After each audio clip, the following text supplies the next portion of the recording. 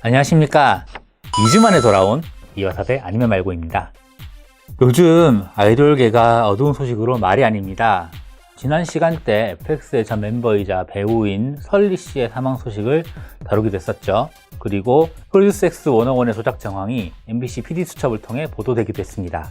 그래서 슈퍼엠의 빌보드 200 차트 1위 소식이 반가우셨던 분들이 꽤 많았을 겁니다. 슈퍼엠은 샤이니의 태민, 엑소의 백현과 카이, NCT의 태용과 마크, 웨이브이, 그러니까 중국어로 웨이션브이라고 하는데요.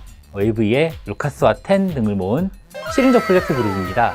슈퍼엠은 지난 4일 저핑이라는 노래로 미국 시장에 진출해서 지난 14일 빌보드 200 차트 1위에 올랐습니다.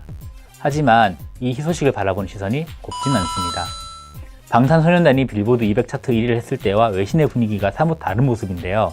왜 그런 걸까요? 이를 알기 위해서는 빌보드 200 차트가 어떤 성격인지를 확인해야 합니다. 빌보드 200 차트는 앨범 판매량으로 매겨진 차트입니다. 요즘은 디지털 음원을 많이 듣기 때문에 앨범 판매와 스트리밍, 그리고 음원 판매 성적도 반영합니다.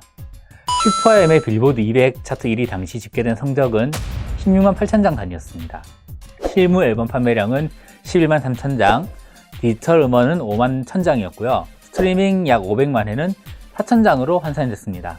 여기서 중요한 건 실물 앨범 판매량의 비중이 스트리밍 비중보다 훨씬 높다는 데 있습니다. 공연 티켓에 음반을 묶어 판매하는 이른바 티켓 번들로 판매된 양이 많았기 때문이라고 하는데요. 사실 이런 전략은 다른 팝 가수도 많이 취하는 전략이기 때문에 문제가 되진 않습니다. 하지만 스트리밍의 비율을 보면 미국 시장에서 슈퍼엠이 정말로 인정받고 있는지를 확인하기에는 너무 낮은 수치라는 의견이 많습니다.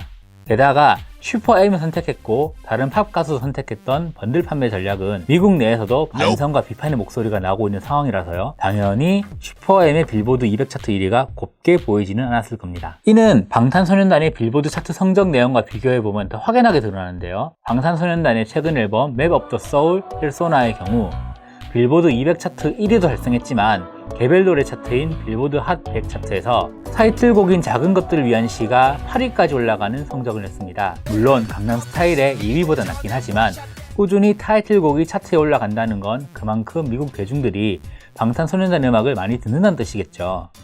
하지만 슈퍼엠은 핫 100 차트에는 진입하지 못했습니다. 이는 슈퍼엠의 성적이 나름 K-팝의 인기 가수인 각 멤버의 스타성으로 K-팝 팬들을 불러 모아서 이뤄낸 것이긴 한데요. 이게 미국 대중을 사로잡았는가라고 묻는다면 회의적일 수밖에 없다라고 분석할 수 있다는 겁니다.